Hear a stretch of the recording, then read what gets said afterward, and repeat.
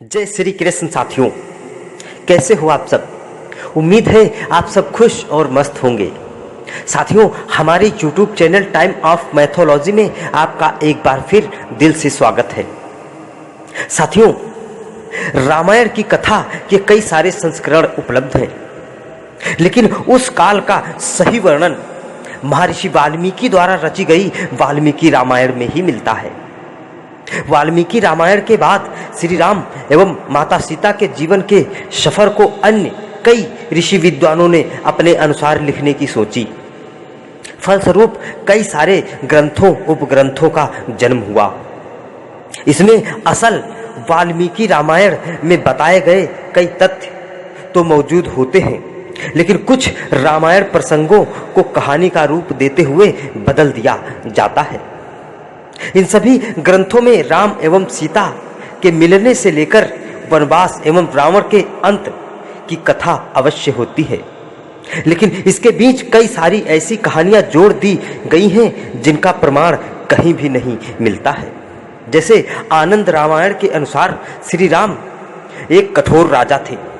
वे अपने राज्य में किसी को हंसने की अनुमति भी नहीं देते थे, किंतु ये सभी बातें वाल्मीकि रामायण में नहीं मिलती हैं। महर्षि वाल्मीकि ने तो कभी लक्ष्मण रेखा का भी वर्णन रामायण कथा लिखते हुए भी नहीं किया।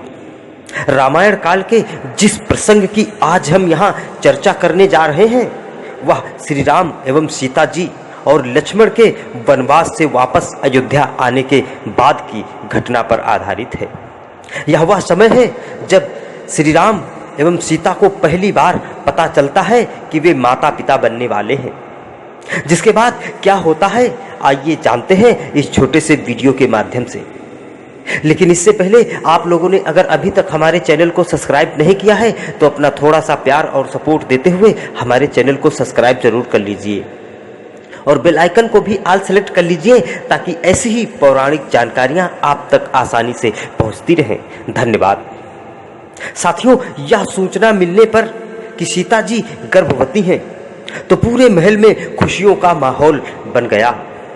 श्री राम के साथ साथ परिवार के सभी सदस्य अत्यंत प्रसन्न थे, लेकिन इन खुशियों के जाने का और दुखों के आने का समय अब दूर नहीं था। जल्द ही यह बात सबके समक्ष आने लगी कि सीता जी अपने पति से दूर एक पराये लंका में रहकर आई हैं, लेकिन सब जानते हुए भी श्री राम उन्हें अपने जीवन में पनाह दे दी है। यह ऐसा समय था जब पत्नी यदि एक रात भी अपने पति से दूर रहती थी तो उसे दोबारा पति के घर में दाखिल होने की अनुमति नहीं मिलती थी। लेकिन लंबे समय के लिए रावण की लंका में रहने के बावजूद भी सीता जी अयोध्या के महलों में खुशी थी। यह देख अयोध्या की सभी पत्नियां अपने पतियों का विरोध करने लगी। अब बात श्री राम तक आ पहुंची। इस स्थिति को देखते हुए सीता जी ने स्वयं ही अयोध्या छोड़कर जाने का फैसला कर लिया। स्वयं लक्ष्मण उन्हें जंगल तक छोड़कर आए, जहां महर्षि वाल्मीकि उन्हें आकर ले गए।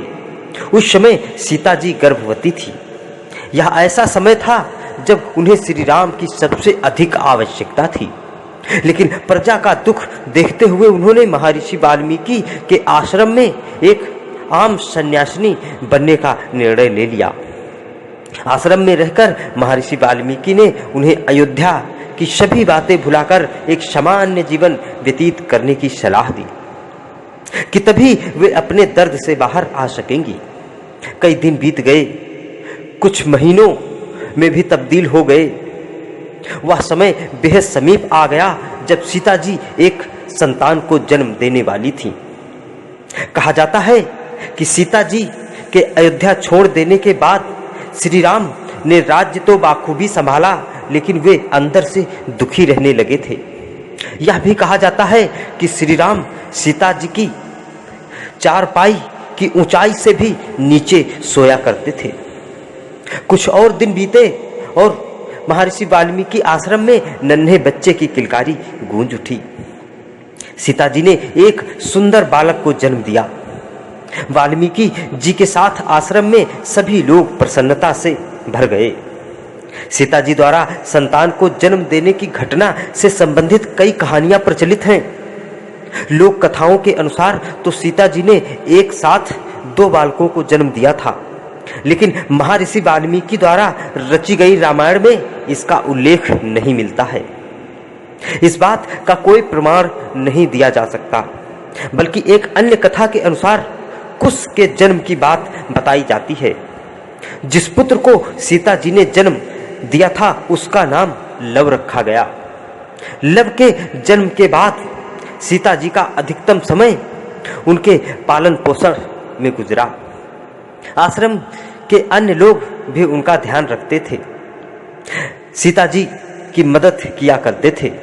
एक दिन सीता जी कुछ आवश्यक काम से लकड़ियां लाने के लिए आश्रम से बाहर के पास स्थित जंगल में जा रही थी। एक अन्य कथा के अनुसार सीता जी नहाने के लिए नदी तट पर जा रही थी, लेकिन उन्हें यह चिंता थी कि वे लव को कैसे लेकर जाएं।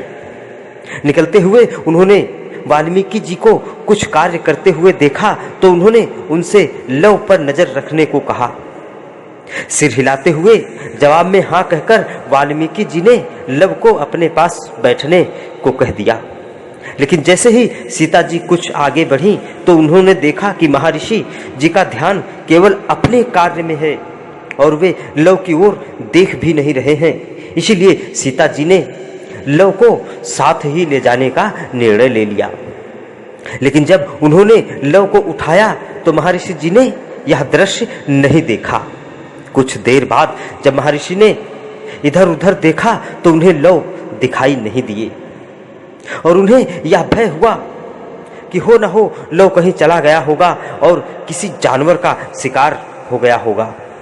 अब वो सीता जी को वापस आश्रम लौटने पर क्या जवाब देंगे। सीता विलाप करने लगेगी। इसी डर के कारण वाल्मीकि जी ने पास में पड़े कुशा घास को लिया और कुछ मंत्र पढ़ने के बाद एक नया लव बना दिया।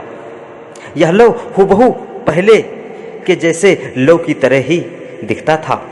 उन्होंने सोचा कि सीता के वापस लौटने पर वो उसे वही लव सौंप देंगे और कुछ नहीं बताएंगे। कुछ समय के पश्चात जब सीता आश्रम लौटी तो उन्होंने देखा महर्षि चकित रह गए। उनके पास लव को पहले से ही देख वे अपनी आंखों पर विश्वास नहीं कर पा रहे थे। पूछने पर मालूम हुआ कि सीता जी लव को अपने साथ ही ले गई थी। लेकिन नए लव को देखने के बाद सीता जी अत्यंत प्रसन्न हुई। कुशा के घास के कारण जन्म होने की वजह से उनका नाम कुश रखा गया और उन्हें भी श्री राम और सीता जी की दूसरी संतान के रूप में जाना गया। तो साथियों, कुश के जन्म की यह जानकारी उम्मीद है आपको जरूर पसंद आई होगी। आपकी क्या राय है यह कमेंट में जरूर लिखें। वीडियो पसंद आई हो तो वीडियो को लाइक करें, शेयर करें और हमारे चैनल को सब्सक्राइब करना बिल्कुल ना भूलें। मिलते हैं अगले वीडियो में फिर एक पौराणिक जानकारी के साथ। तब तक के लिए जय श्री कृष्ण।